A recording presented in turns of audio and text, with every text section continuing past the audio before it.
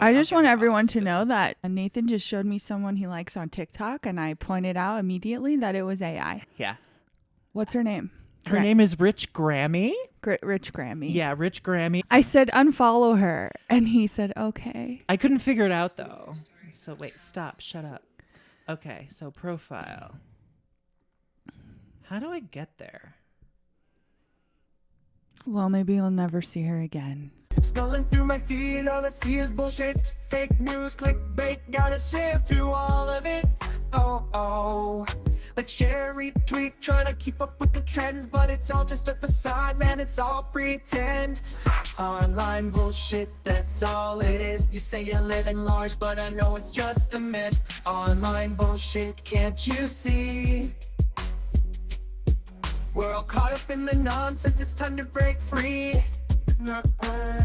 Did you know that Martha Stewart had her own spin-off of The Apprentice? Yes, I did know that. You did? I did. I mean, just in the zeitgeist, I never watched it. Martha Stewart, I actually despise. Really? Yeah, I do not like her vibe. And I feel like whenever I've read anything, like any interview with her or any kind of news, she's always just shilling a product.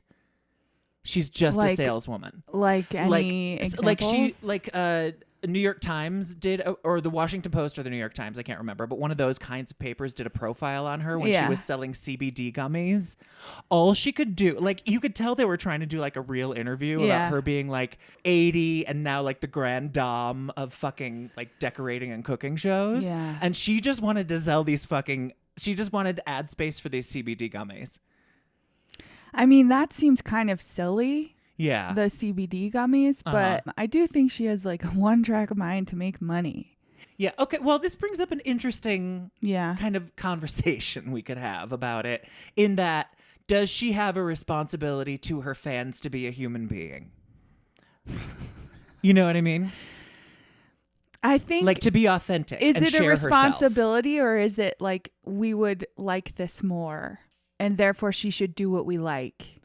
You know what I mean? Well, I also think there's like there could be theoretically a sense of responsibility to it, in that we, the royal we, I guess, as a fan base, have like elevated you up to this pedestal. Yeah. You have like, we take your advice. We take you seriously in terms of like your wheelhouse of like hostessing and cooking and stuff.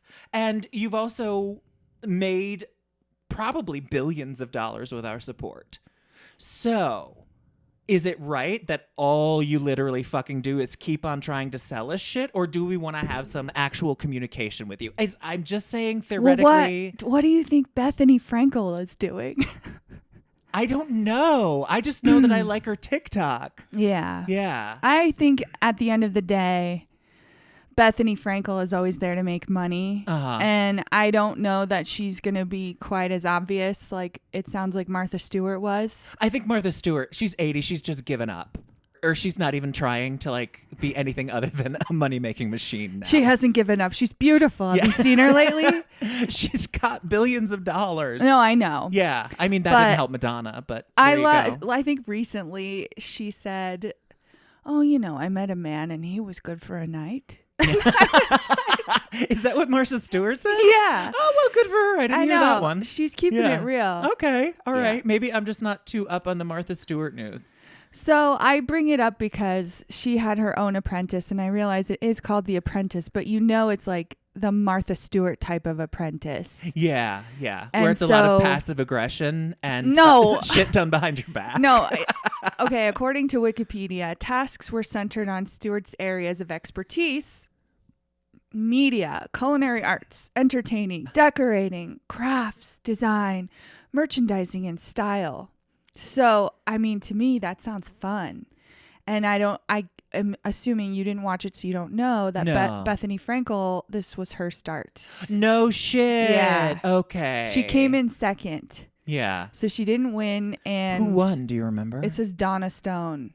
Never. Yes. What? Donna Stone? No, she's nobody. Never but heard it's of like, her before. Son. It's like Bethenny Frankel didn't win and went on to have a reality TV career Donna Stone, her name does not even appear blue on Wikipedia. I cannot even click to see where she is now. Well, it's the same thing with American Idol. It's always the second place people. Is it? Yeah. Well, who was was it? What's her face? She's big now. Not Katy Perry. She's huge. She had a talk show. And she was on American Idol? Yeah. What's her name? Big Jennifer voice. Hudson. No, different one. Kelly Clarkson. Kelly Clarkson. She came in first. Oh, she came in first. I thought Ruben came in first that year. Those were 2 different seasons. Okay. So that it was year, Ruben and Clay Aiken. Yeah. That season. And Clay Aiken came in second, yeah. but overshadowed Ruben. Yeah, Ruben went nowhere. Yeah. I don't know why. Yeah. Ruben, where are you? I don't know. I think he was like, oh, I saw that contract and I said, fuck you. Yeah, yeah. He was also like too chill for that genre, I think. Like Kelly Clarkson was perfect because she was like big, belty, dancey, ballady, and he was just kind of like real middle. Yeah. Yeah. And Anyway. I think that year, like, because it got so big the first year, I didn't watch the first year. Uh-huh. And then I watched the second year and I kept being mad at like women that would get voted off. Oh, okay. And now I Yeah. can't tell you who they were. Yeah. You know, I don't remember. Yeah. But Bethenny Frankel started on this show. I have thought about sitting down and trying to watch it. Uh-huh. The thing is, the year was 2005. Oh, God. And you might know that like the attention spans and TV has changed a lot since then. Yeah, yeah. You would literally be watching something really slow and boring. Uh-huh. Yeah, yeah. No, that makes sense. And also, I don't know. That kind of reality show was made for boomer old people.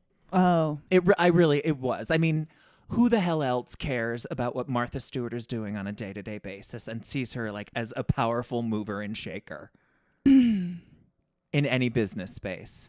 When did Martha Stewart go to jail? Oh, that was in I think 2000. No, it had to be before the And look it up. I was in San Francisco. 2005. It was 2005? Oh, she was released. Oh, yeah. Stewart was convicted related to clone stock trading case, served 5 months for fraud, was released in 2005. Okay. Well, the case had started way before then. Okay. Yeah. I'm just like, God bless her. She still had a career after. Yeah. I mean, you can admire her as her career. I just don't like her as a personality. Okay. I'm from Connecticut, and she's from Connecticut too, and she is the perfect lockjaw wasp. Okay. So you knew women like this. Oh, yeah. No, I've been around women like this, and they're all uniformly awful. I was going to say, Yeah. Nathan, when did you realize that you hate women?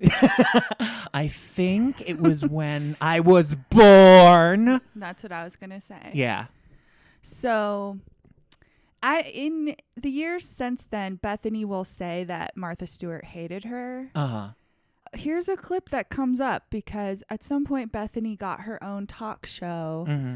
And this clip from 11 years ago is called Martha Gets Into It with Bethenny. Okay. Let's watch it. Flying on I'm the seat of my on Bethany's pants. side.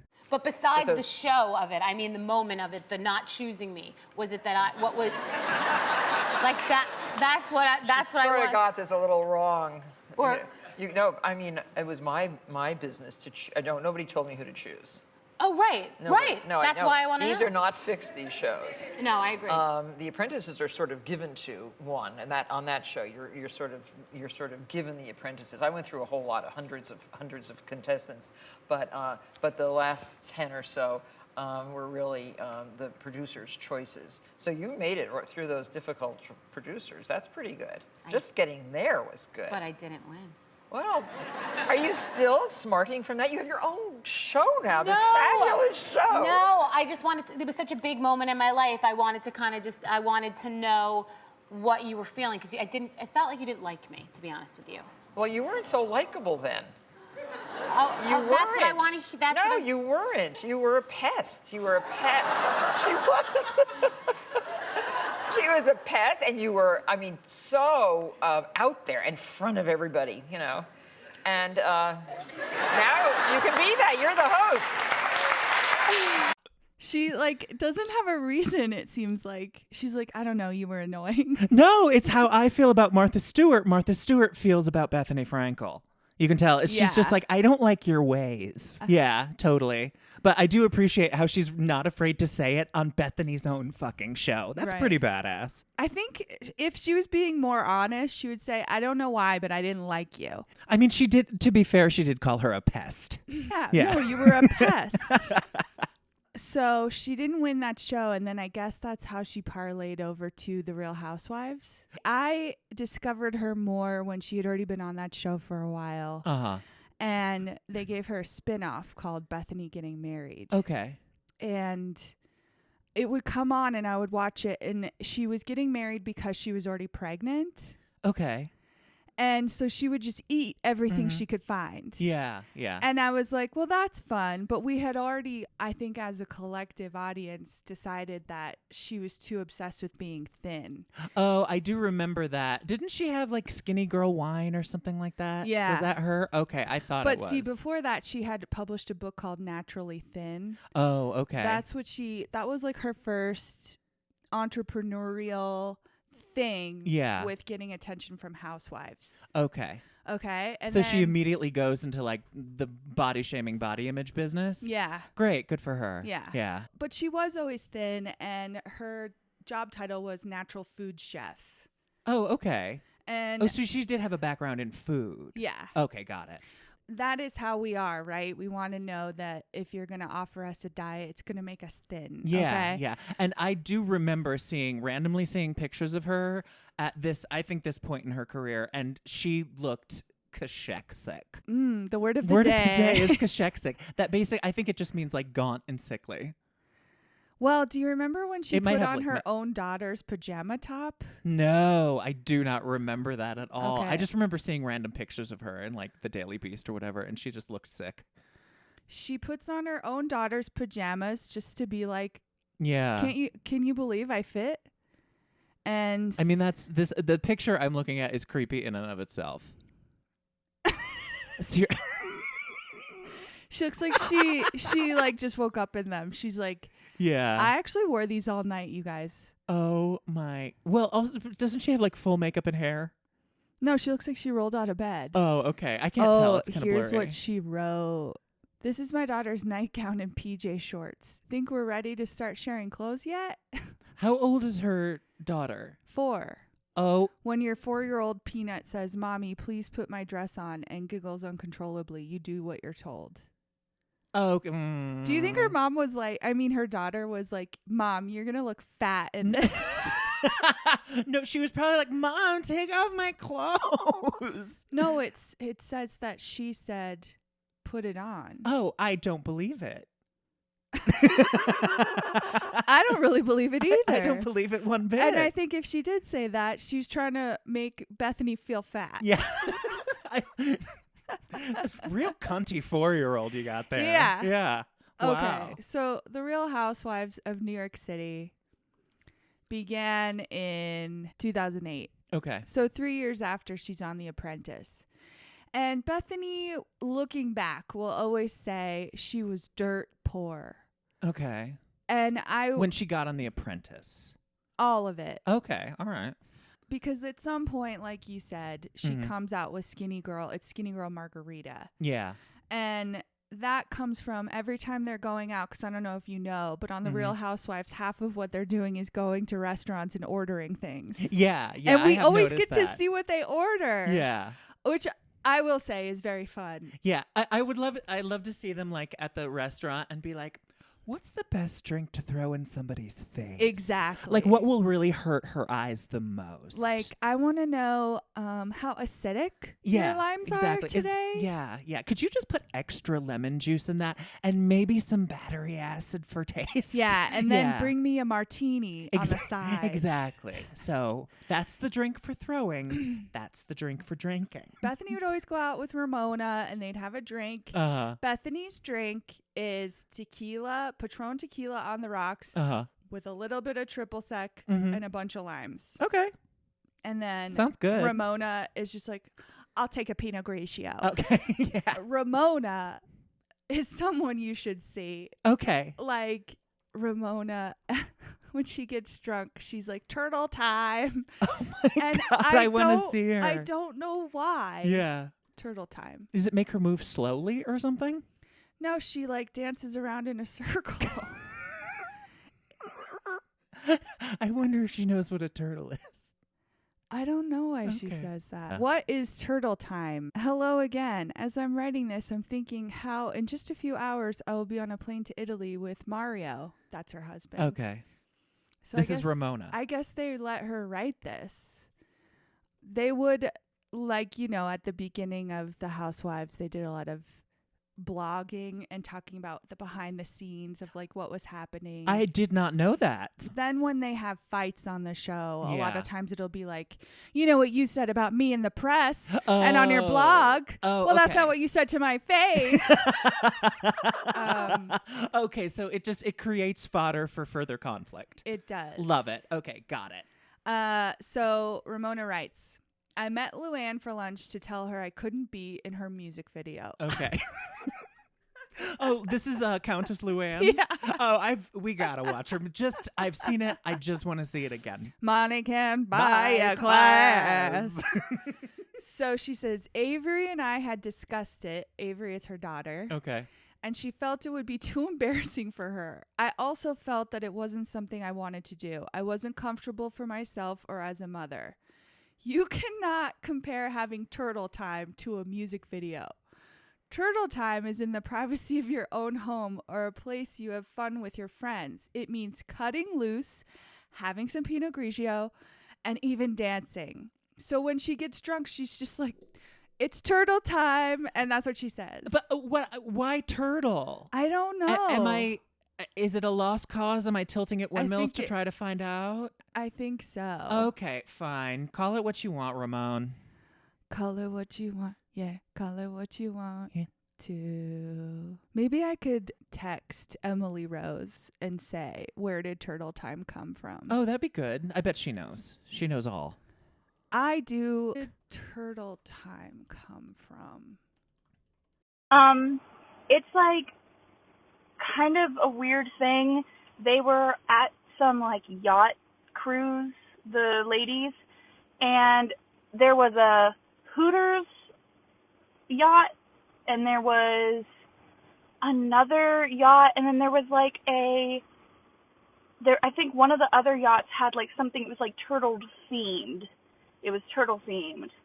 And maybe it was a club or something, and so Ramona, drunk, is trying to get all the girls to go to this like turtle theme thing, and she wants to dance, and she keeps saying she wants to dance, and so then at one point she goes, it's turtle time, and she's like swinging her hips. That's it. There you go. Okay. Bethenny's thing is her natural food chef, her book, Naturally Thin, and then what she orders to drink, which is a skinny girl margarita. Okay. So she does finally say, okay, I'm going to bottle this. Okay. And then she gets rich. And then she's crying all the time at like reunions, and she's like, you guys were all rich and I wasn't. Okay. And so I went back and watched it. All right. She has like an Upper West Side apartment. Yeah. But she and like maybe also Ramona, or maybe mostly Ramona, will say like Bethenny was always dating a guy. And that part of that was to get his money. Okay. Help me out here. Okay. It's Real Housewives of New York. Bethenny was unmarried at the time. At first, yeah, they didn't title it that while it was in production. Okay. While they were developing it. Okay. All right. That makes more sense. Like, she's like the best friend on the make kind of character. Yeah. Okay. Got it. Like, I almost think it should have just been called Middle-Aged Women of New York. Yeah. Because a lot of them are moms, but not Yeah. all of them. And a lot of them are wives, but not all of them. Yeah. So it was just, I think that's what you call look at our society. A woman of a certain age is known as a wife. Yeah. Well, I mean, like back in the colonial times, wasn't like everybody was like good wife Biddy or whatever, good wife this and good wife that. So yeah, it was very much. I don't know what still you're that. saying about the colonial times. No, it's like they had wife in their title. So instead of like Mrs., it was okay. like good wife. See, I think it probably comes from that. Then. Yeah. Because a lot of times when I watch Wife Swap, my favorite show, Wife Swap. Yeah. I'm noticing that featured last week on our Corey Feldman show. Yeah, go listen. Yeah. I noticed that it's usually not really a wife swap; it's like mom swap. Oh, interesting. Yeah. Because wife swap to me implies we're going to have sex with each other's wives. It's like a swinger thing. Yeah. As opposed to like, you're going to take care of a different set of children. Which is what it is. It's Yeah. like you come in and now you have to cook and clean for this family. Yeah. You asked, when did I start hating women? When I became an American. Because this is the shit that we all see. It's so not different than it ever was. Right. It's really, it's terrible. So at the beginning, they didn't really have their personalities figured out. But Bethenny in her confessionals was always very funny. Okay, yeah. I do find her funny. Yeah. She has a sense of humor. We cannot deny her that. Over the years, Bethenny has had fallings out with many a housewife. Yeah. Okay. Yeah. And in season 3, this very strange woman named Kelly Ben-Simone was on the show. And I think the only way I can show you what she is like is to show you this video and you can just kind of narrate. All right, I got it. She's stretching on a New York City street. Running in New York City is probably one of the most exhilarating things you could ever do. I think the greatest luxury of running is the freedom. You put shoes on and you go. I'm just the She's same giving Amanda person nods. in sweatpants that I am in a gown. And I really think it's important to wear the things that look good on you. So if you have great legs, you should wear things that show off your legs. And with Why is she on the street in front of traffic? Exactly. It's like the what is going ultimate on? Experience. Oh, sorry. Being She in just New York said it. is like running in traffic. It's like you're in the traffic trenches. Running in traffic. So I think Is she she? said that in her interview and they were like, show us you running in traffic. She's literally blocking a huge Like a taxi, street. like I a think it's taxi Central Park is West. like, what the Yeah. fuck? What, Yeah. How am I supposed to get by? But she's like, this is great. I'm really like, I'm embedded in New York and I love it. And it's also like everybody else loves it too. It's so blind to other people in the world and their convenience. It is. But then there's this thing about Kelly Ben-Simone where I'm like, is she eternally like 13? Like, okay, we're going to move on to what's known as Scary Island. Okay. Because the women go on a trip to the Virgin Islands. And because she's like a fucking kid. Yeah. Kelly Ben-Simone just keeps being like, I don't like you, Bethenny. She's like, I don't know why you call yourself a chef. You're a cook. And Bethenny goes, oh, dear. what do you mean? Yeah. Why am I not a chef? Yeah. And then Kelly goes, I don't know. I honestly don't even know what the difference is. And she's like, then She's like, why I was are just saying something bitchy to say something bitchy, but it stands. I Yeah. stand behind it. Yeah. Yeah. And it's really just like she's on this trip and all the women are annoying her. So Yeah. instead of like pinpointing how she feels inside, Uh-huh. she's just like, I want you to zip it. And then it turns like maybe something is actually seriously wrong with Kelly. Yeah. But Okay. no one really knows. Okay, All right. let's watch this clip. I was afraid to get in front of your camera. I was. I didn't know what would happen. With me. Alex is having nightmares about me while I'm having No, I'm nightmares not. about Bethenny killing me. brave to get in front of the camera because she's No. been very Let's critical. not over dramatize. I'm not having nightmares. I was having nightmares. I haven't. I threw up. But I was. I threw up the night before I came, thinking that Bethenny was going to freaking kill me. Because she's tried to kill me so many times before. When has she tried to kill you? Kelly, it is about her. We're talking about her right now. We're talking about Alex in front of your camera.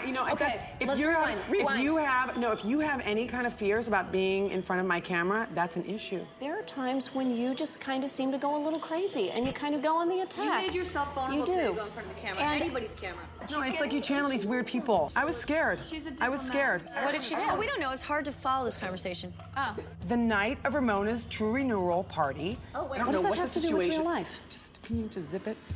Whatever happens. Stop at the Zip it. Because I'm like, You're gonna go in encyclopedia, the it's zip it time. corner. I'm listening to you right now. Okay, we're listening. Go. So Right now, go. we were all standing there. Out of the freaking blue, Alex decides to say, and by the way, Jill Zarin, I want you to know, and this black eye makeup and white face. She was in hair and makeup at your party to deliver the message, and evil. was. And evil. When did she appear? Okay, can we stop this? I just have to explain something that's happening right now. Yeah. Okay, so as Kelly Ben Simone is making absolutely no sense. No sense. But like all of a sudden the camera pans up and appearing behind her is a woman, a blonde woman with, I think she has like wine or something, a drink. It's Ramona, yeah. Yeah. Oh, that's Ramona? Yeah. Oh, Ramona appears behind her and is basically like making fun of Kelly Ben Simone to Bethenny. But it's so 13-year-old. I can't, they're all 13. Yeah. Here's the thing. This is like when it comes to a head. Uh-huh. Whereas like the day before they were on the yacht talking about Jill Zarin, just saying like it's so innocuous. Like Bethany's dad had just died and she had no relationship with him. Yeah. So they were talking behind her back, I guess, about how her dad died, like trying to say maybe you should reach out and say, how are you doing? Because Bethenny and Jill Zarin just had a falling out. Okay. And Kelly's like, I don't like that you're talking shit about Jill right now. And they're like, we're not talking shit. Yeah. I think Ramona was just like, I was trying to guide the two of you back together. And Jill never reached out or something. Okay. And so that's just the story. And Kelly's like, well, I don't like this. This is stupid. This is girls in high school. And they're like, can you shut up? Yeah. And they don't say it like that to her. But then it just keeps going where she's like, you're not a chef. Yeah. And then she's like, Alex the other day was wearing kabuki makeup and it was creepy. Yeah. And Bethany's going to kill me. I feel like she's just making everything up and being That's why like, they're go like- with my version of reality, That's everyone. why they're like, did you like forget to bring your meds? Yeah, seriously. So, but this was one of the like probably first biggest moments for Bethenny. Yeah. I think on the show because first of all, it doesn't make sense. Yeah. But they'll reference it all the time. Like Bethenny and Kelly were at each other's throats, but it's like it. No, what I see happening is Ben Simone, Kelly Ben Simone is kind of not on her meds or whatever, allegedly. Yeah. And not making a lot of sense verbally, and Bethenny is just like her eyes are at her. like, yeah, she's just like, this is crazy. And then when Ramona starts making fun of her, she just can't keep it together. She's like, this is so, you can see it in it. She's like, this is so fucking juvenile and stupid. I And want she's like, you this to is know my job. also that Bethenny had brought everyone like a gift bag. Yeah. It said Skinny Girl on it, and it Uh-huh. had like a margarita bottle and then like some other like swag. Mm-hmm. And Kelly gets it and she brings it to her room and she's unpacking it and she's like, what the fuck is this? And then she lays down on the bed and she cries. Okay, I'm sorry I'm laughing at this woman's clear mental illness, but She's we don't know how so- real it is. She is this. Wow. And it's very strange. Okay. So, moving on. Sure. So I feel like because Bethenny, okay, right here she's pregnant. So then she's also shooting Bethenny getting married. And then I don't know if you know, but she got married, had the kid, and pretty quickly got divorced and had a tumultuous like divorce breakup that she couldn't really talk about with Okay. her husband Jason Hoppy. Okay.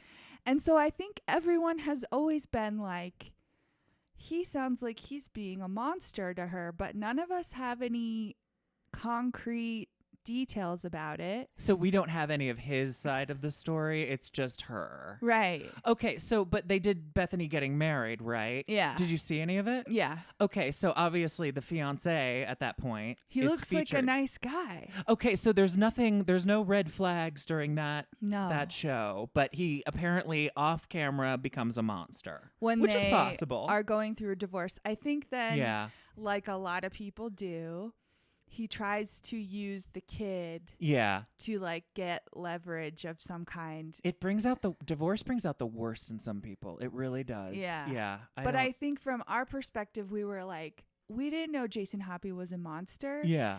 And now as we've watched Bethenny over the years, we're like, is Bethenny the monster? Okay. Like, what does she accuse him of, though?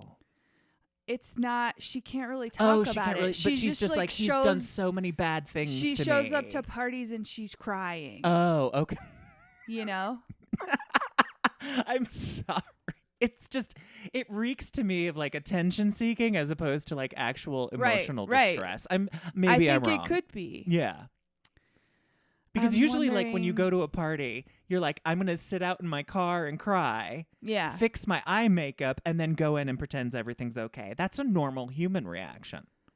I think that Bethenny does have a lot of ups and downs. Okay, so she's moody. I think so. Yeah. And I think we didn't know that for a few years. And then she had her falling out with Carol Radziwill. Do you know who Carol Radziwill is? You mentioned her, and I remember I looked at a few TikToks about her. I don't really remember what happened, but is she related to Lee Radziwill and like the Jackie O family? Yeah. Okay, that makes sense because I do recognize the name. So she was a reporter. And then I think she married into that family. So her last name became Radziwill. Okay. Yeah. I'm always like, who the fuck did she marry? But he died.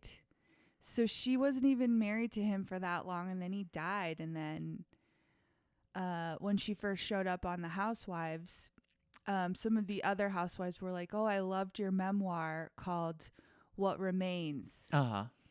And so That sounds like a really like nice, sweet title. Yeah. What Remains, a memoir of fate, friendship, and love, 2005. Yeah. Who the fuck did she marry? Was it Lee Radziwill? Is that Lee a man? Radziwill was Jackie O's sister, and she was like a big sort of glamorous socialite in the 70s. Okay. She was like, Jackie O was the perfect president's wife, and Lee Radziwill was kind of like the more glamorous party girl. So there was that sort of dichotomy with them. I don't know who the original Mr. Radziwill was and whether Carol married the same Mr. Radziwill. Oh, Anthony Radziwill. Okay. I'm assuming he is the son. The son. Okay. He was the son of Carolyn Lee Bouvier Canfield and Polish aristocrat diplomat Prince Stanislaw Radziwill. Okay, yeah. Nephew of former First Lady Jacqueline Kennedy Onassis. That makes sense. He's the son. Okay, got it. Okay. Yeah. So she was, friends with the Kennedys. And so she has stories about John Jr. too. Oh, yes. Okay. So it's kind of like poor Carol. She's surrounded by all these people who died. Yeah. Yeah, but she's like probably like fan favorite housewife. She just seems like really cool and really nice and fun to hang out with. Okay, cool. So there's got to be one who's like at least chill. Yeah. Yeah, because all that energy in one room is just like explosive. Because there's one that comes on who has a fake leg.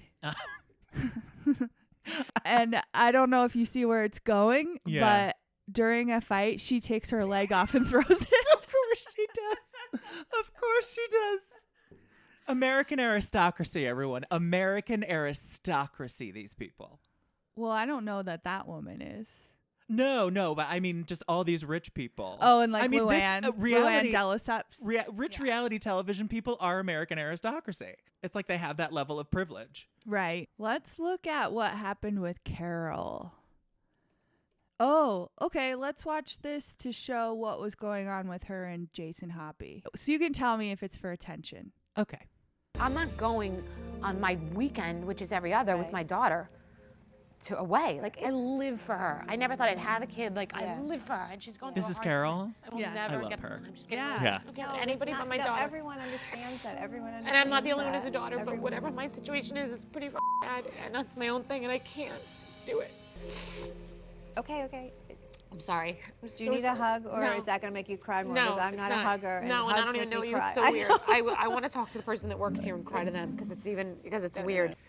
I just don't want to miss anything with her. I was panicking because I'm not good in a very emotional situation. I know. I'm going to go get you a tissue. I mean, I'm very nurturing, kind of. I'm so embarrassed. No, don't be embarrassed. No, I'm not gonna. What? You're gonna give me a cloth CBT? You're gonna have to pay for that, or I'm gonna have to pay for that. No, you pay for it. You can afford it. They're only like $2.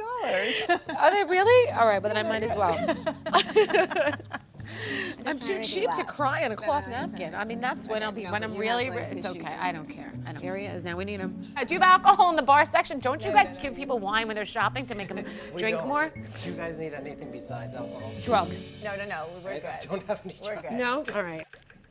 Are you embarrassed for me? No, I'm not embarrassed. Have you ever done anything like this and cried in front of a No, stranger? I'm not. Unless someone's dead, I'm really not crying. Sometimes you will open yourself up to a stranger easier than someone that you really know. It's like being in a confessional booth. Most people in the world wouldn't think of me as a big crier. I'm a real pussy. Being a big crier doesn't make you a pussy, Yeah. Bethenny. Yeah. But when you were asking like me whether or not I think this is like for the camp fake, I was wondering like chicken or the egg. Like is she in particular like amping up her feelings or her crying for the camera? Or have they just chosen somebody who is like a little bit emotionally rocky? And because honestly, it seemed sincere. I mean, that's all I can say. I don't have any other body language to point to. I think she just seems moody. I think Bethenny became what she became because she is really sincere on TV. Yeah, I mean, honestly, I like this scene because like Carol she's being really honest about her reaction and how well or not well she's able to deal with this. But you do see her doing her best, getting her tissues, like helping in the way that she can, even if it's not necessarily like fully like nurturer caretaker. Yeah. And that's what I really like because she does make Bethenny laugh. She does like break the tension and like make her feel better in the way that she can. It's kind of a lovely moment between two female friends. Yeah. And and like it feels real. Bethenny said it's kind of easy to confide in a stranger. It's like, I guess they weren't really close friends yet. Yeah, but it's just amazing how honest they both are. Yeah. And that's really appealing. And I think, so they got really close over the course of 1 or 2 seasons. Yeah. And then all of a sudden at one of the reunions, Carol was like, I don't fuck with her anymore. Oh, interesting. Okay. And so the story here on Reddit is there's a bunch of lore surrounding it. Mostly it boils down to Bethenny over the summer before the Fallout season started. Bethenny got really clingy with Carol. Carol was in the midst of helping a grieving friend, and the entire time Bethenny was trying to wheedle her way into connecting with Carol's famous LA friends, networking her way into more TV opportunities. Okay. Which is totally in character for Bethenny, I'd say. Okay. So wait, I just want to make sure I have the situation clear. Yeah. Carol is, I'm going to say, preoccupied helping a grieving friend with her because she's such a nurturer caretaker. Right. She's not, though. I know. Okay, That's why I'm saying Got that. it. And then Bethenny uses Carol's absence to wheedle her way into Carol's LA friend group to get more television opportunities. Is that it? I think what this is saying, Carol's like, hey, stop calling me and trying to get me to like get you into these parties. Oh, because I'm like, my friend is grieving and Yeah. I'm just trying to be there for this person right now. Yeah. Got it. Okay. And Carol's very well connected, right? Well, She's yeah. basically a Kennedy. She's royalty. And Yeah. and she worked at ABC News, so I think she's also got a lot of TV connections. For sure. Yeah. When she started on the housewives, she was writing a new book. So sometimes people will say this is how she was trying to market her new book. So she's got those connections too. I just think like everyone loves Carol, and Bethenny made her feel used instead of like a good friend. Okay. And so that, because everybody's kind of like naturally on Carol's side, that's going to turn all the rest of the housewives, etc., against Bethenny. Bethenny and Ramona and Luann were all original housewives. Okay. So they'll get mad at each other and stuff, but they'll also kind of always ride for each other, I'd say. Yeah. I feel, that's the whole thing about reality TV. It's just like sussing out, like, is this real? Is this sort of real, but like elevated for the cameras? Is this completely fake? But like, see, what is real and what's not? This was 2008. Like, I was watching the Scary Island episode last night, and I was like, oh, this is cut so like original reality show where they establish the scene. They have someone in a confessional saying, so we're on a trip to the Virgin Islands. And it's like that. Emily Rose is doing a new series about reality TV because now a lot of times they'll just include sound bites from the producer asking the character a question because these people are so in the media, and then the media affects the show's storyline. Yeah. And then they can't always, because always the rule for reality TV up until now, the rule was we don't acknowledge the show. Okay, like Denise Richards always saying bravo, bravo, bravo during her show when she didn't want something, because that's acknowledging the network and the show. Yeah. Got it. Okay. Yeah. Yeah. And like, so at some point I was working on Made on MTV, which is just a show about kids in high school who'd be like, I'm the nerdy kid and I want to be made into the football jock. Oh, okay. And we would get someone who was thirsty enough that they wanted to be on TV, who played football, and they would be like their maid coach to try to teach them how to become a football player. Oh, okay. Right? And there'd be like a lot of blood, sweat, and tears. Yeah. A montage or two. Yeah. I was working on an episode. A lot of boys wanted to become quote unquote ladies' men. Okay. And there's no like. In terms of their being made into something? Yeah. Got it. Okay.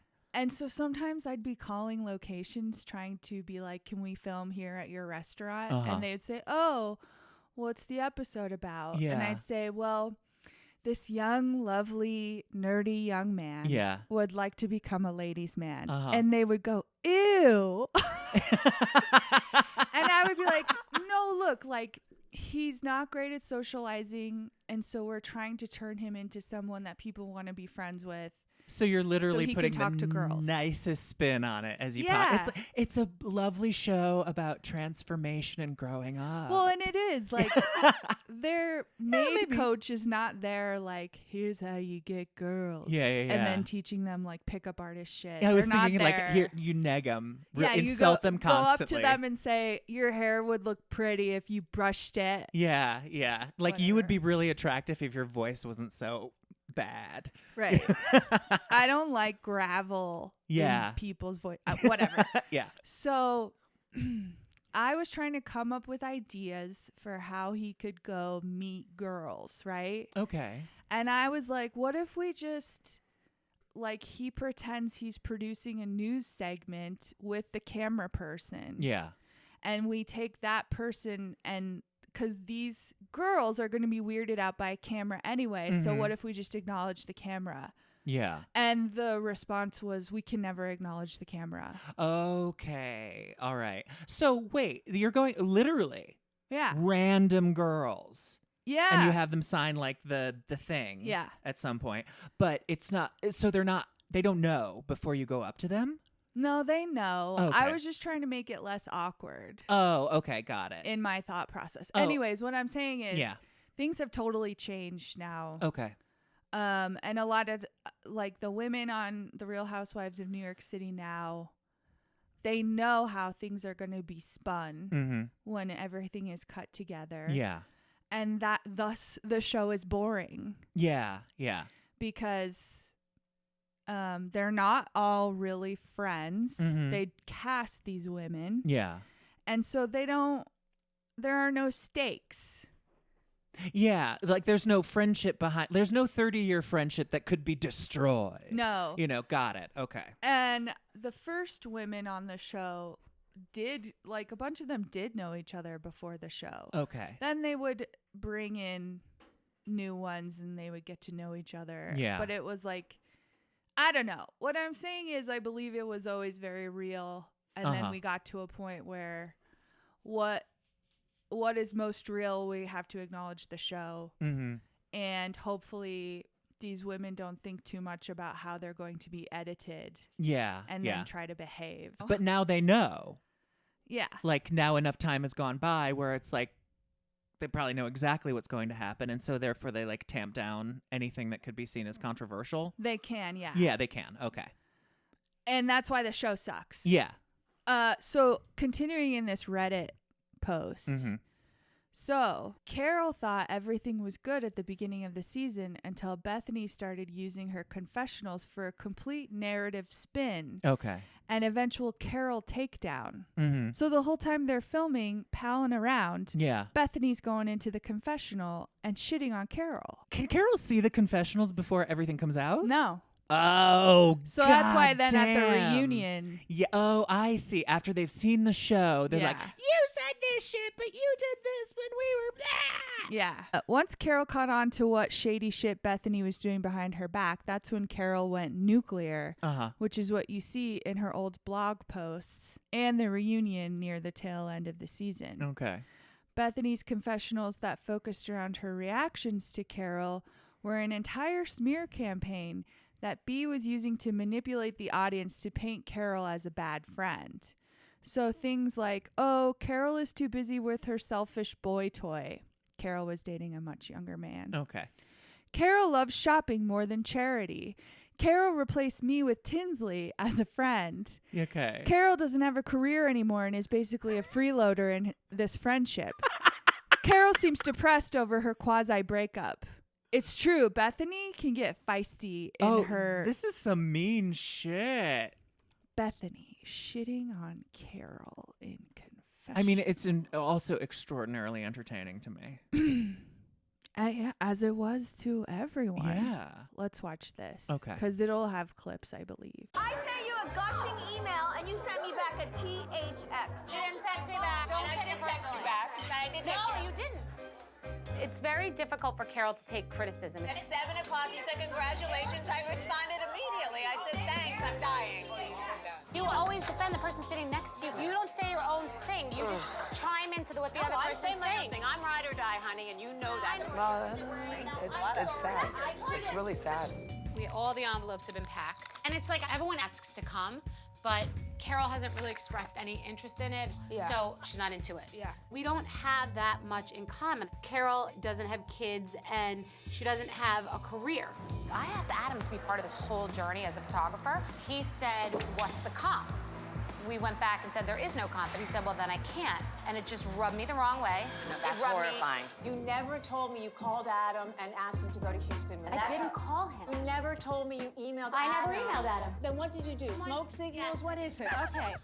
You know who parses people's words out and tries to trip them up? Liars. I texted you, I missed you, I feel like you're being cold, and I sent a picture of us. You go, wow, that's a lot. I said, this is too big of a conversation for text messaging. And she did not stop texting. You seem like you're more into yourself and your hair and your style and your fashion and Tinsley and selfies, and you weren't like that before. Selfies? Yes. You're saying that I'm selfish and self-interested. Listen, it just got to a 10 and it didn't need to. And Okay, let's bring it down to a 7. I want it to be a 0. I don't want it to be anything. You know my leg for you? One that's in the red scarf. Yeah, super sexy. This is an amazing way to try to really to pursue someone. You have some balls. For no other reason than to come spend time with you. Right, was nice. We had like a 3-hour dinner. He's running game. He's Tom 2.0, no disrespect. Listen, if you want to date him, I don't care. I went on one day with him. I don't want to date him. That's Well, what I think said to he him. didn't want to date you either. You just have a sort of smugness of like you won some prizes. Excuse me, Beth. It's sort of a consolation prize. Where the hell is this coming from? I've done nothing that would elicit such venom. We're in a really bad dynamic where everything I say sets you off, everything you say sets me off, and we're both like this. I've never had this, is why I'm freaking out. It's like losing a family member. I've never experienced this. I have nothing else to give. I'm emotionally bereft, and I think most relationships shouldn't require this much work. We definitely took a left turn, you and I. I have no doubt we're gonna find our sweet spot again. Oh. Oh. Well, that was a nice way that you ended the season, but you didn't find your sweet spot since then. Yet. It seems like it's gotten worse. But I think the #1 question that people wonder when they watch the show is, what happened? Were you seeing each other less when the season had started? We didn't see each other that much over the summer, but that could happen. Well, most of the summer I spent in Los Angeles. Cassandra, a friend of mine's husband died. Right, your friend who was grieving. And I you were was there with most her of that summer. Most of the summer. And it was so a you hard came summer. back and the show started And I came filming. back and we saw each other. We had lunch. We were texting. We were totally in It felt communication. normal. I did think there was like a little shift, but it's happened in many friendships where just something happens and then it goes away, or everything isn't going to be perfect. No relationship is perfect. So I think that we were a little bit on different pages. I could feel it during the summer because the summer before, I think we had spent a lot of time together, and this one we didn't because of both of our parts. Right, and you knew I was training for the marathon. I ran a half marathon, Yes. but we were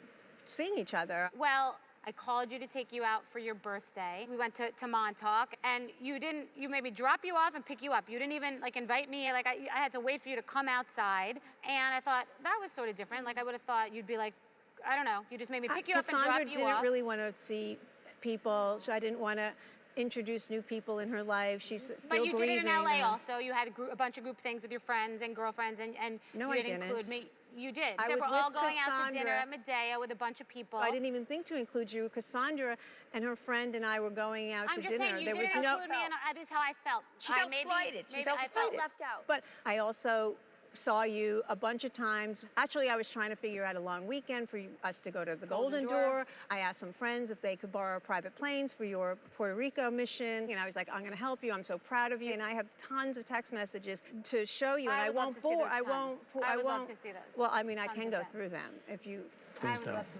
Well, okay. And then September rolled around. That's when we had that conversation that you recounted to Dorinda. I was stunned. I kept saying, I don't understand what you're saying. And I think as a friend, because a lot of people say things to me about you, and they're not necessarily nice. And I always, what I say is, well, I don't know. Maybe she was having a bad day that day.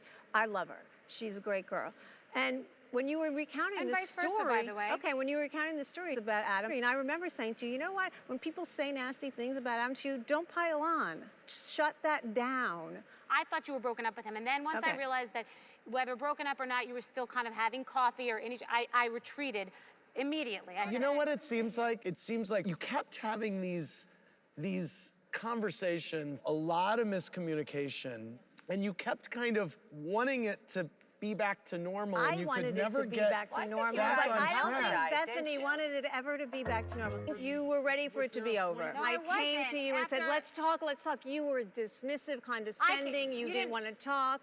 And then when we finally kind of did have this good talk after the holidays, I thought we had a good talk, and we hugged And it then out. you, right after in the interview, said, I don't have high hopes about our makeup, but that's what you said. No, it wasn't. I You said I I don't was feel that- proceeding with caution. She knows it affected our friendship, and I think she was genuinely upset about that. I always walk away feeling, okay, let's start over. And then there's something else that's said. I'm eager to just move on and remember that, we're friends. First of all, you were saying I texted you in this way, which was another lie. No, it wasn't a lie. You said I sent you 50 texts. I sent you one text with 8 sentences long saying, I love you, I care about you. You said, wow, geez, that's a lie. Oh my God. Bethenny, I said, please don't talk to the other women about me. You said something to Ramona. It became a thing in the show. That's exactly Carol what I Steam said. And you texted me and said, don't talk about me on camera to the other women. No, well, that I do have. I do have. I wrote them during lunch because here it is. Because now I'm not going to do this anymore with you No, I'm not pretending either. you have the truth. Okay, Okay, we're so hold on. You're okay. You. Okay. The glasses come on, the folders come out, the Yeah. receipts are on the table. Yeah. First thing I want to mention, this is neither here nor there, but watching that clip part where they're going through everything is a visual feast. Because, like, they're Right? always wearing something crazy Yeah. in, like, a really luxe environment. But it's like at one point, they're in ball gowns at dinner. And then Oh, at yeah. another point, They had a murder mystery. they're dressed as 20s flappers. Yes. And then during one point, like, which one is Carolyn? Yeah. Carol is Carol. just in pajamas. And for some reason, Bethenny is in a court jester outfit. I think she's wearing like some kind of Christmas onesie. I guess so, but it was just like like, what are you guys wearing? it was wonderful in that sense. I want to point that out. I really loved it. Second of all, though, when they're talking about it, I'm trying to figure out, why am I on Carol's side? Are you, or you don't know? No, I think I am. Just Yeah. like kind of automatically. Yeah. In that confrontation, just because I felt like Carol was kind of just being generally more calm and reasonable. But what I noticed with Bethenny is she's trying to get her narrative in there before Carol can. Yeah. And Carol is being very tolerant of that because she's way more chill and stable, I would say. In that moment. I think you're starting to see. Okay, yeah, I'm starting to see it. Okay. Here's a clip. Carol Radziwill sets the record straight on what ended her friendship with Bethenny. Carol is calling her a narcissist. Yeah. Um, Do you think Bethenny is a narcissist? I think she could be. Okay, all right. She just seems really like emotionally labile to me, Bethenny. Uh-huh. So, yeah, like it might be more than a personality thing. It might be biochemical too. Uh-huh. Is what I'm getting. Well, and she'll say that she didn't have great parents, which I think is a good indication. Bethenny didn't have great Yeah. parents. Well, it's hard when you don't have great parents to like master emotional regulation. Or does she think everything is about her? Oh, okay. Yeah. I know that Carol has also compared Bethenny to Donald Trump. That's really interesting, only because I'm noticing that, like, as the kind of the zeitgeist sort of gets really into like identifying people as narcissists, I think it's because we see this Big one. No, I mean, he is textbook and monstrous. And so you can see, like, you're seeing the patterns of behavior that happen with narcissism writ humongously large, affecting everybody's life. Yeah. And so, yeah, I think it does become a lot easier for all of us now to identify what this personality is and what it can do. Right. So, I mean, that's fair. And so I think then that ties into how Bethenny talks about herself moving forward. Yeah. Now. Okay. Okay. So she has this new thing. Mm-hmm. And I think she thinks it makes her noble. She calls it the reality reckoning. Okay. Mention it all, the reality reckoning. So there have been many headlines and stories about this reality reckoning that I started, and people are wondering, why is she doing that? Is she biting the hand that feeds her? She had this platform. Isn't this what everybody signs up for? What is she doing? So I'm going to explain to you the full and real story about what I'm doing and why and how it evolved and how we got here today. So mention it all, the reality reckoning. So I have heard about the writer strike, the actor strike, and I just off the cuff posted a video saying, why aren't reality stars on strike, and that we should have a union, because I know that my content is all over the world that I did 15 years ago before I ever knew that there would be a Peacock streamer or any streamers or GIFs or memes or anything, YouTube clips, social media.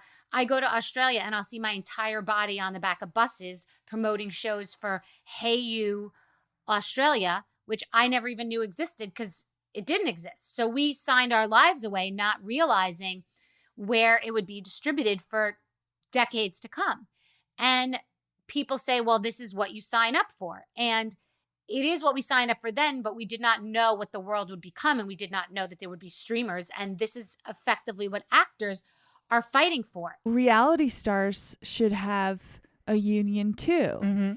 Because if you look at how their pay structure is, are they going to continue to make money on them? Yeah. And that has never been the case with reality stars. So it's never been codified that reality stars get residuals for their appearances, which is, I totally agree. There should be, right. They should get treated, they are performers. They should get treated just like anybody else. Right. So I think she, is right about that, because she's like, I mean, we didn't know that our show was going to go play in Australia and then, become like an international hit, and that we still weren't going to be making any more money on it. And then she also wants to talk about the Bethenny clause. Yeah. So it's kind of like, Bethenny. I have spearheaded and started all of these things, and that's Bethenny. I was the first one to come up with my brand while I was on Bravo. And then they created the Bethenny clause, which is that when I sell any of my product, Bravo gets a percentage. Okay. So then, and no one really knows if this is true. Okay. But that has become the big thing, right? How are reality stars going to have longevity if their show doesn't stay on the air for years and years or forever or whatever? Yeah. They start companies. So according to Bethenny, if they start a company while they're on the show, then Bravo is going to reap the benefits. And no one has come out and like corroborated that. But even also, like, I hate to be like a capitalist about it. Yeah. But isn't that fair? You have an arrangement to pay for the advertising space you're getting, just like anybody else who starts a company and needs to advertise their product. It's just Bravo is being like, we're taking an advertising cut because you're using our airspace and time to promote your business. Yeah, here's my take. Okay. I don't think we need to feel bad for these reality stars. In some ways I do. I feel a little bit bad. I feel a little bit, because it's like they should be, I do think they should be like getting more benefits from their appearances on these shows, because it does seem to like, it's not just like being an actor where it's like you go do a job and then you have a family. It kind of does take over your whole life. You're blogging, you're doing a lot of social media stuff, and people think this is who you are 24/7. And I do think that's a big sacrifice. And sure. But if you also think about, now you're a personality, now you do have the ability to get more, I think right off the bat, brand deals on your social media. So everyone goes into the reality star idea thinking, well, then I'll be able to parlay that into other businesses too. Yeah. And so I think though where we are right now in the world, I don't care. I don't care if you guys don't get your stupid union. Yeah. Not only that, like, I don't care. And also, like, some people, like, they don't want to start a fucking business.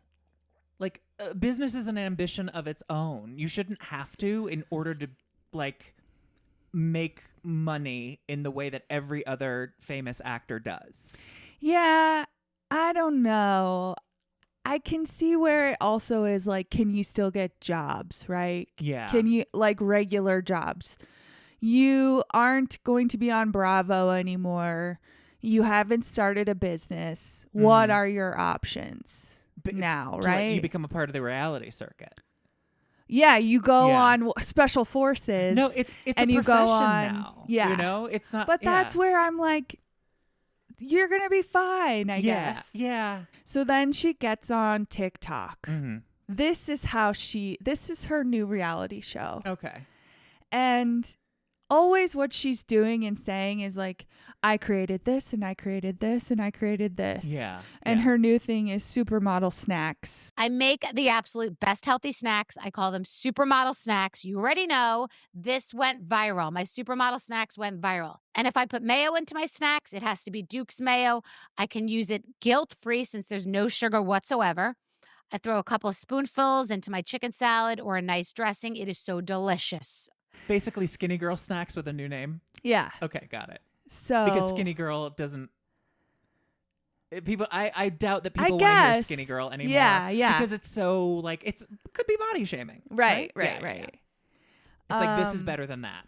And she knew that she was about to be in this runway show for bathing suits. Okay. I can't remember if it was like Hawaiian Tropic, probably. I'm really biting my tongue right now. Why?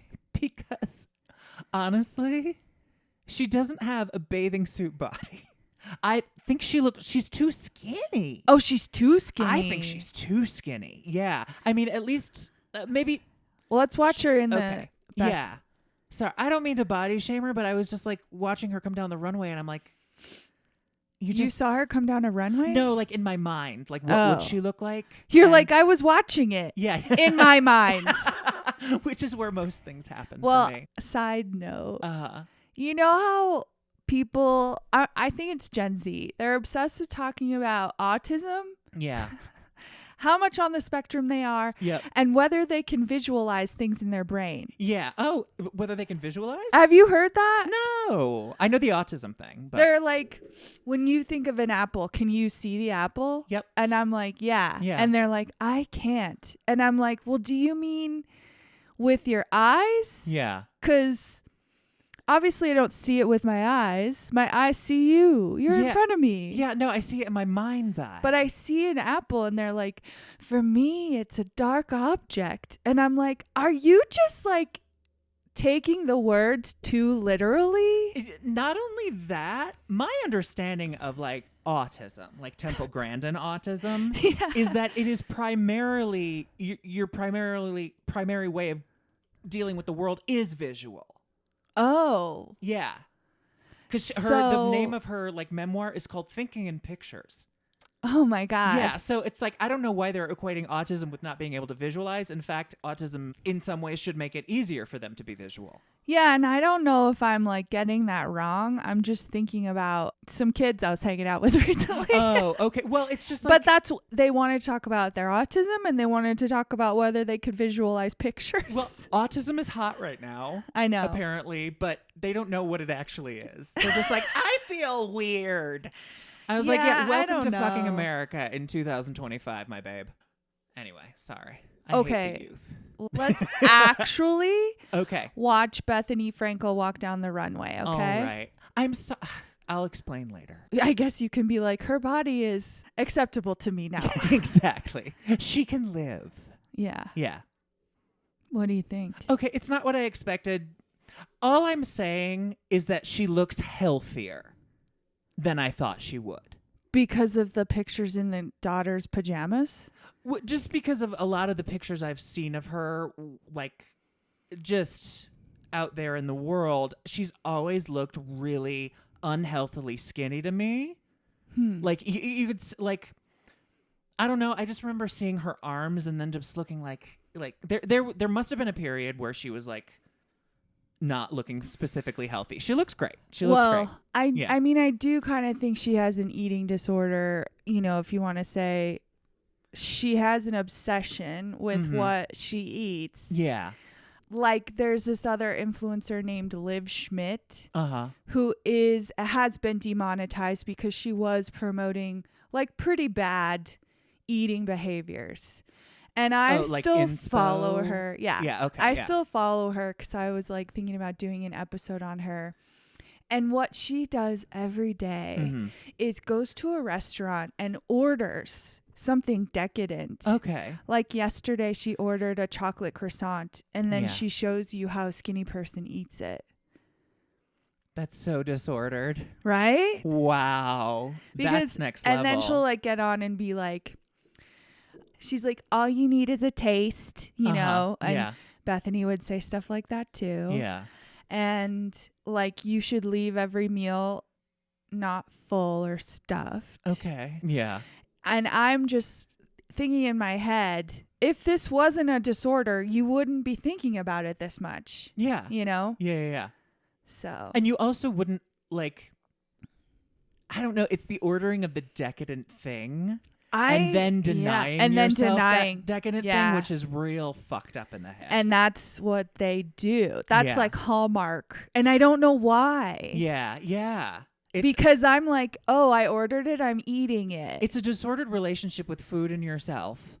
Yeah. Overall. And I didn't mean to talk about Bethenny's body. It was just like, I have seen her. No, it's just like I've seen her where she hasn't looked healthy and it's cause for concern. So I was wondering how this would go forward. Let's watch some of her TikToks because I'm like wondering if that's what it is. Did you know? People were talking about this because Michaela Nogueira was at the VMAs. Oh.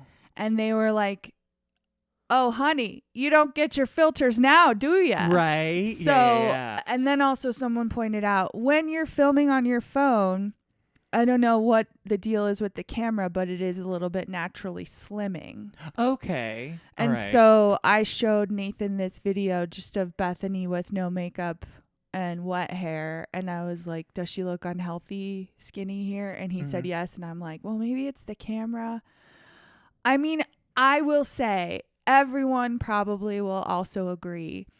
I do think Bethenny is obsessed with her weight. Oh, clearly. I mean, her brand is skinny girl this and supermodel that. Yeah. You know? And so it was kind of funny because there was one housewife who came on for a season who Bethenny would point out her eating disorder things. Like one time, one time they went to a restaurant where you like made your own calzone.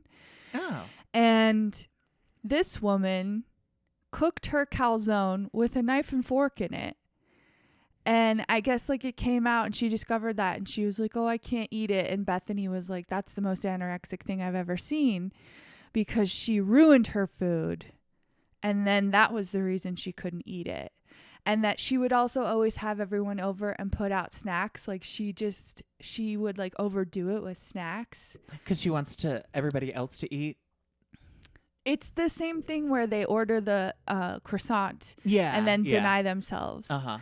I don't know. I was working with eating disorder patients and then people would educate me sometimes that rejecting food, like especially very like decadent, tempting food, made them feel more in control. Like that's the feeling they're going for. Yeah. It's like I think in my experience with people who have eating disorders, it's like there's a smug sense of power that comes with it because it's like it makes you feel like I'm better than the normal run of people who would be tempted and give in to that. So it's a self-esteem booster. There was this girl that worked there too. I was always like, you need to shut up. Yeah. She would be talking about her diet. Yeah. She would be like, my diet's going really well. Uh-huh. I lost 4 pounds. Yeah. Then on the weekend, she would bake cookies and bring them to the break room. And I would be like, what the fuck is up with that? Yeah. Yeah. And my friend told me it was how good she feels denying herself. Yeah. Yeah.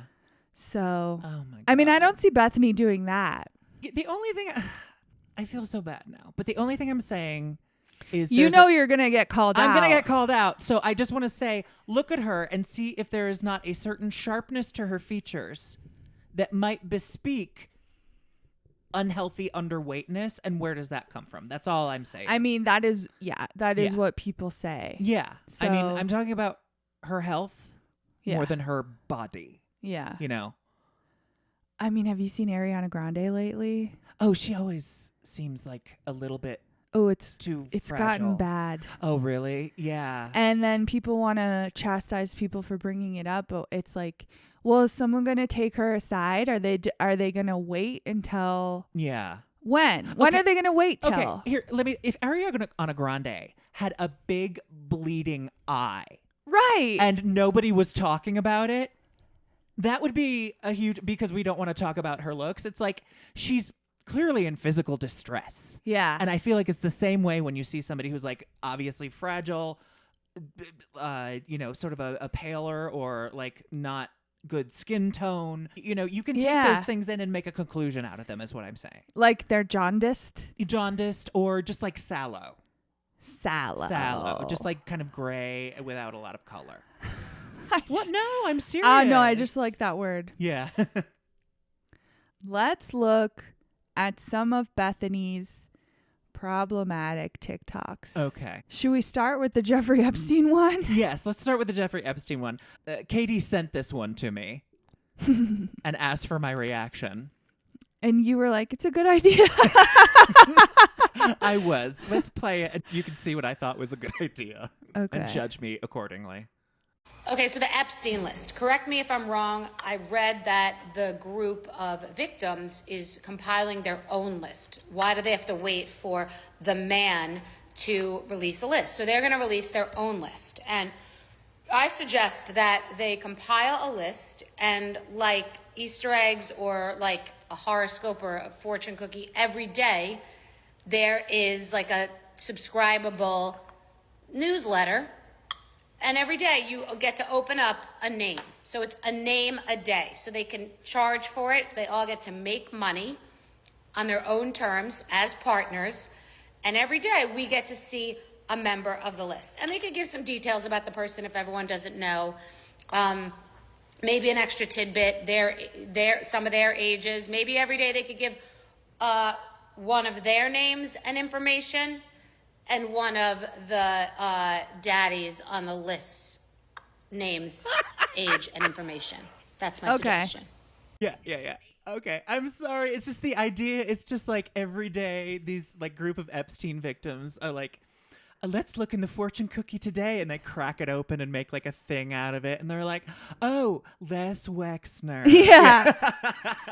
Everybody, was it on your bingo card? Yeah. Scratch it off. Exactly. We have a winner. Yeah. Karen Ziegler from Omaha, Nebraska. So what do you think? What do I think? Okay. So my first reaction to this when you sent it initially, I really thought she was just taking the piss. I really did. Out of just like she was. Yeah, I thought she was just kind of making a terribly dark joke. But from what you've shown me, makes me think it's more possible. I'm not convinced that she actually just doesn't understand that what she's saying is absolutely bonkers. Yeah. I just don't think she thought it through. I'm just going to show you. She like at some point then on TikTok was like, here's how everyone else would classify it. She was like cosplaying poor. Oh, like that's awful. She discovered TJ Maxx. Oh, yes. I want to see these. Okay. This is what comes up. Come with Brent and I to our nighttime Christmas TJ Maxx run. Really gonna restrain myself. Want that in my body. I want that in my body. Do you want to sit on it? Give that to a man that I think she wants to eat it. My buddy and I, every fiber of my being wants that. I mean, I'm wearing that, like literally putting it on in the store. I love it. It's my whole body. Like, not it. It's my body? What is... This section is. You got your husband to come with you and you're scamming him into thinking that these are a good price. Just like put it in the cart. That's adorable. I do like that suede bag. Why are these my size? I have these in other colors, and these are actually a good shoe. Immediately now, stop. Will you, money? Okay, so she started like going to TJ Maxx all the time. Okay. And then she's like, I made friends with the people who work there. Yeah, she seems to love it. And so then she has this bright idea. Okay. That some of the PR packages that she sent with makeup that she doesn't want, she's like, well... So I came to TJ Maxx with my daughter because the women who work here are so nice and are always complimenting me on what we buy. So I wanted to bring them some of the leftover makeup that I just try, like open up and put in a giveaway pile. But it's all brand new.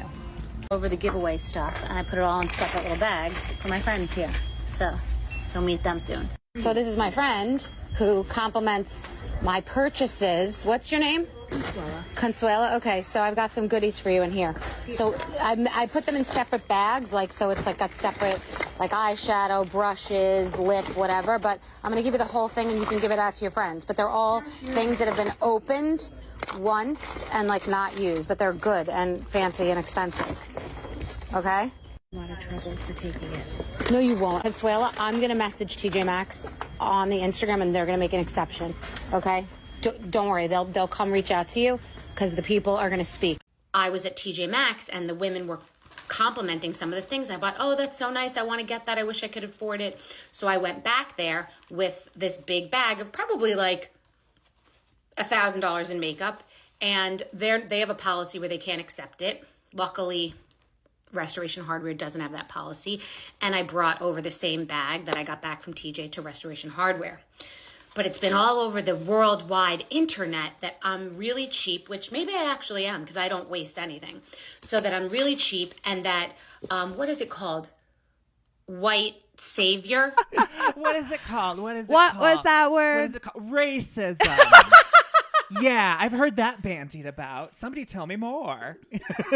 She filmed herself giving the makeup to the worker who was like, oh, I can't accept that. Yeah. And then she kind of like starts ranting while she's still in the store. And she's like, well, what? That doesn't make any sense. Why can't you just take it? Yeah. You know? Complex. So people like to use these really big woke words and terms like narrative and gaslighting just to act like they're really smart. So I may have white savior complex because I brought perfectly good, unused but opened makeup to people that I don't think would be able to buy this level of makeup on their own. So I guess I'm being canceled. What shall we all do? Thoughts and prayers. See, she got me again with that. What shall we all do? This is my fourth time being canceled today. Well, yeah, she's funny. But, well, once again, what do you think? What's the zeitgeist think of this? I have one problem with it. I think it just goes hand in hand with everything else where she's like, I created this and I created supermodel snacks. She's like has an ad on her podcast for mayonnaise. And she's like, you know, I love mayonnaise. My supermodel snacks went viral. Viral.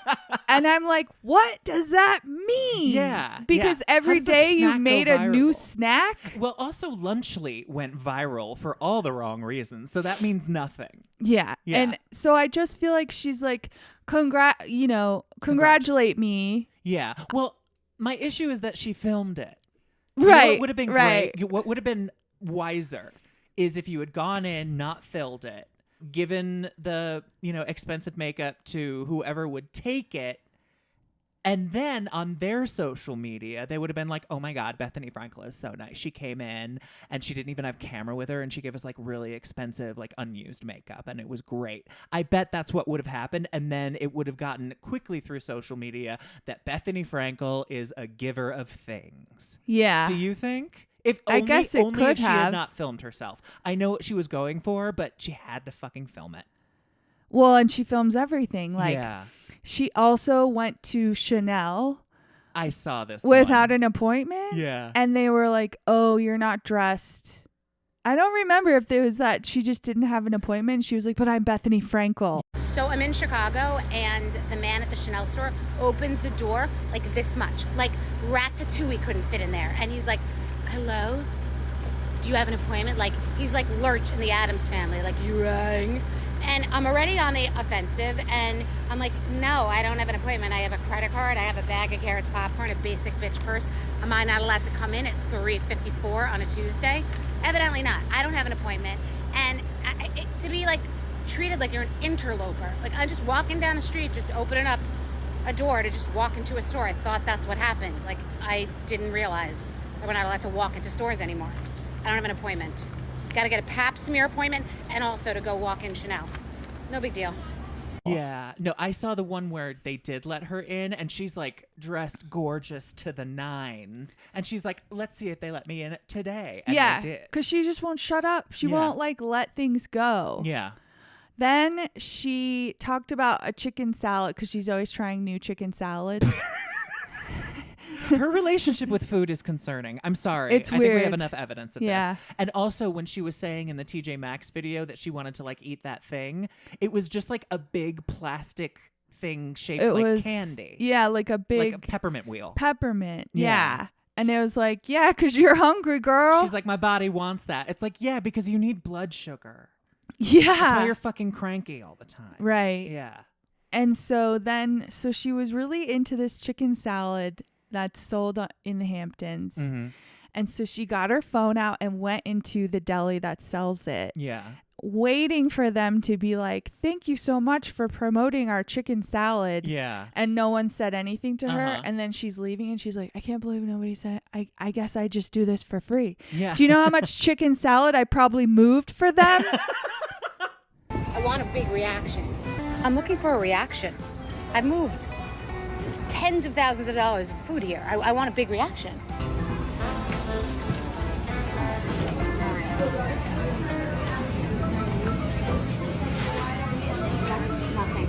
I think we have to cancel Brown Swamp chicken salad. I was actually in shock. I thought I'd go in there and someone would like say hi. I can't believe it. Did you see that? You guys saw it. I walked in there. Every person at the store was talking to me, and they're like, "I'm buying this because of you." But the people that work here, what's wrong with me? What's wrong with? She said they don't care. Say it out loud for the people in the back. They don't care. Narcissism, up for debate. Entitlement, absolutely. Yeah. Yeah. Yeah, so she just like went through that phase where she like discovered poor people's stuff. Yeah. I think she went to the Olive Garden. She was like, have you seen this? Yeah. And it's like, yes, Bethenny, we've seen it. Yeah. Yeah. You're the one who's busy going to Nobu all the time and has never been to Olive Garden. This is a very big day. I'm going to the Olive Garden for the first time. I always say, like if someone says they're in a relationship and it's fine, I'm like, really? Well, do you want to eat pasta at the Olive Garden or you want to eat pasta in Italy? And I feel like it's not been fair because I've never had pasta at the Olive Garden, so how could I say that? I'm so fucking excited. Welcome to the Olive Garden. When you're here, you're family. It's kind of like fancy, like it's just like dark and like, you know, like woodsy in a good way. I feel like family already. The decor makes me feel like family. There's like fireplaces and stuff, mantles. Are we family? Yeah. We are? Of course. I feel like it. I really do. Wine ball? Hold on. I feel like I'm in like I'm into this. It's like an Italian planter. It feels real. It feels real. I think I'm in Italy. I'm excited. This is like, I'm really excited. I'm excited. Yay. Okay, I have this thing. So I'm gonna do it's like we're shopping online and I'm gonna put everything in the cart and then I'm gonna edit my cart.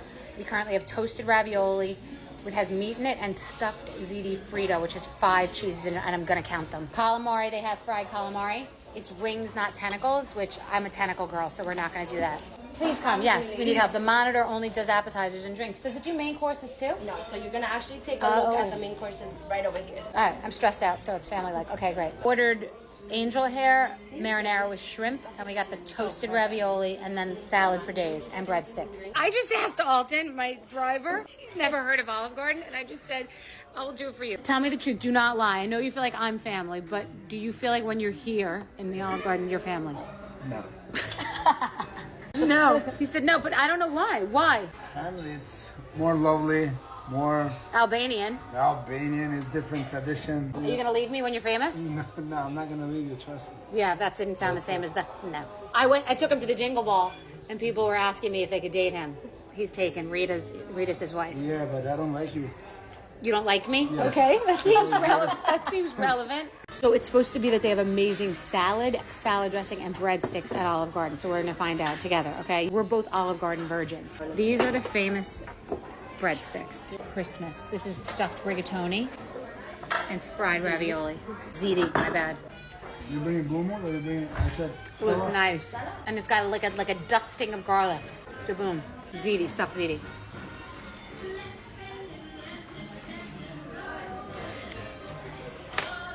I'm this over the bread all day. Really? All day. And it's got a kick of Parmesan, like it's like dusted in Parmesan. Now we got the fried ravioli. These are more like bar food. These are elevated. These are legit. I'm rating these puff balls that nobody talks about. Number 1, the bread. Number 2, the ravioli. Number 3, the salad bowl's coming. Okay, this is the never-ending salad bowl, and does that mean we can get more? It never ends. It's infinity. Okay, crispy classic crouton, slivered red onion, red cabbage, carrot, tomato, Italian salad. I could throw a salad down with tongs, and it's family. My family. I was going to the Palladium at 14 years old, going to nightclubs, so that was my family. But then we were at the racetrack, and I was gambling in Vegas at the craps tables at 13. But what I think everyone's family was doing, this feels like family. They got eggplant parmesan. Amazing. We got angel hair marinara. I meant to say make it al dente, but I didn't. We did not opt for cheese. So let's see. This looks good. Excellent. I've been to hotels that don't have shrimp as good. The sauce is pretty good. It's like a marinara. I mean, it's good. It's as good as most like Italian ordering pizza places. Sure.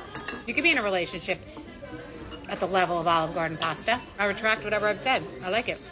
Family? Yep. You feel like family? Yeah, family now. When you're here, you're family. The eggplant parm looks a little patty-ish. This is good. Eggplant's good. Wow. I like it here. The reason you feel like your family is that like it's just like good food, and I'm satisfied. I don't feel like a total animal, and it was delightful. Wait till you see the price. That's really an affordable price. Satisfaction, highly satisfied. Hi. Hold on one second. Is that okay? I'm going to close my store. This for your chocolate. And we got a chocolate. All things good. Yaihara came to get a picture. Okay. Olive Garden was a huge success. She's doing like poverty tourism, and Yes. that's really obnoxious. It's like, once again, it would be better if you want to help people, just help them. I don't tell anybody about it. Don't tell anybody about it. You don't have to tell everybody about everything that you fucking do. I'm sorry. Yeah. Ugh. That's the thing. She's kind of manic on TikTok, I think.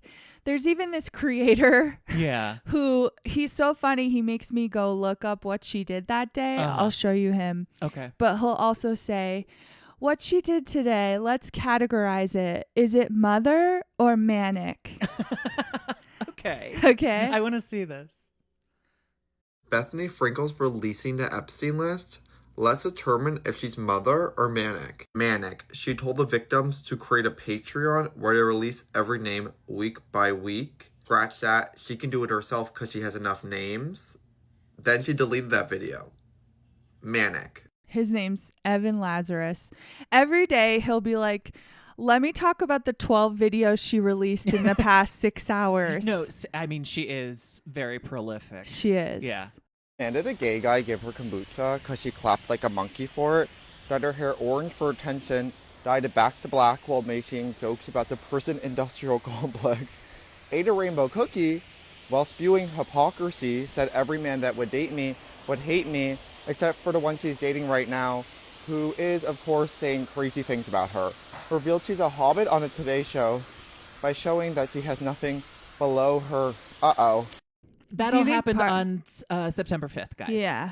So what strikes me is that she dyed her hair orange and then dyed it back on the same day. A lot of times this is exaggerated. Oh, okay. Oh, because my I'll be like, God. she dyed her hair orange? And then Yeah. I'll go look her up. And I'm like, dear sir, you are doing a service for her because I would not watch her videos if I did not see his videos. Oh, I want to watch everything she's ever done now.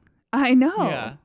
So let's find her videos from 9/5. Oh my God, she's so fucking crazy. Approaching my daughter in her room before school, it would be hard to argue that strange things don't happen to me.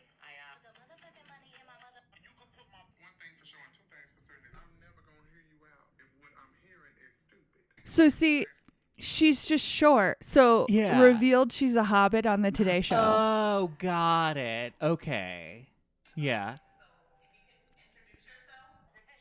Then I guess Bryn taught her a dance. Bryn's her daughter. Yeah. Want to know what a teenager is to me? A human that is so hyper fixated on something, obsessed with something, their life depends on it. Their heart will be broken if they don't do it, experience it, and then you suggest the very thing the next week. You go out of your way to make that very thing happen the next week, and that same teenager looks at you like you just stepped in a pile of dog shit. They are in the woods. I mean, that's mother right there. Yeah. That is definitely mother. That's not manic. That's her being totally normal. Okay, do you know what mother means? No. Oh. Okay, but she's literally being a mother is what I'm saying. Yeah. I mean, that's very relatable. Mother is like cool. What to know about the slang word? A feminine queer person who is powerful, confident, and a respected leader. Oh, like... I don't know about that. Well, I think it comes from ball culture. Yeah. Yeah. But I feel like... Do you think Bethenny is a gay icon? Oh, absolutely. Yeah, I think so too. A bitch with problems. That's all we need. Yeah. Yeah. So... That's her. Yep, that's Bethenny. I think there's no problem liking her or watching her content. Yeah, it's just like I know that if given the chance to be friends with her, I would be wary. If given the chance to be friends with her myself, you just she's one of those people where if you're gonna hang out with her in mixed company, you have to explain what she's like, because she's fun enough to be tolerated, but there is definitely stuff that you're gonna have to just be like, that's Bethenny. Yeah. Let's move forward. And you have to alert people about that. So you mean like if you were dating someone or you had like a group, if Bethenny was like, what if we get our groups together? Exactly. And When you were groups like, I have to mix, tell my group. You have to tell your group. It's like, she's really fun. She's gonna say some shit that might not fly. Just let it go. She has a good heart. That I feel like maybe who the fuck knows. So it's debated whether she's MAGA. Yeah. It's debated whether is she going broke? Oh, I feel like maybe, but I also feel like she probably has like a ton of money and is just bored. That's the impression I got, but I could be wrong. But it's like, but she is like pumping out content. She was caught also buying bots to comment on her TikToks. Oh, okay. All right. Let me show you. Yeah. So you can get bots that will comment? Yeah. Oh, wow. Who knew? Where do we get them? Let me show you.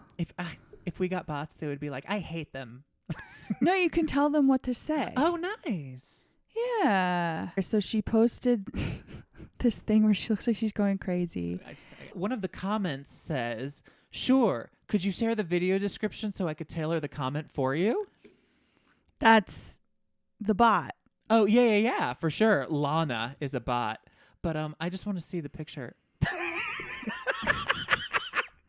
She's acting something out with a brown man. I'm very fond of her, and I'm always like, she's just Bethanying out. Let's find this already POV explaining to my doorman why I haven't been turning tricks for a year. Yeah. I'm sorry, she's my kind of gal. She is my kind of gal. I want to see if this comment is still here. Wow. Sure. Holy shit. Could you share the video description so I can tailor the comment for you? Yeah. So then people in other comments are like, not tricks. Ha. Yeah. I wish I had your confidence. Yeah. You go, LOL.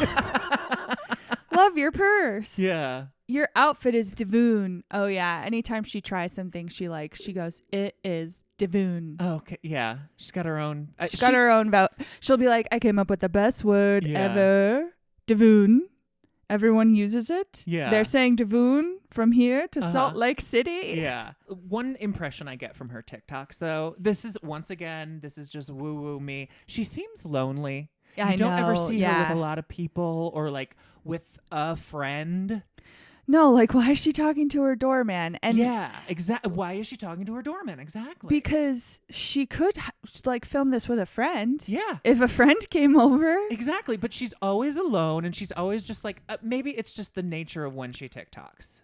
I don't know. But it's like there is something like very lonely and a little bit like, I've been living in my head all day and haven't seen people. That's why I'm loopy. Yeah, and like when she was really into the drones that were flying over, I do remember and she was like, too. I can't talk about these, I'll get censored, so I'm just going to call them Dior bags. I'm sorry. And then people are like, what the fuck is she saying about Dior bags? I love her so much.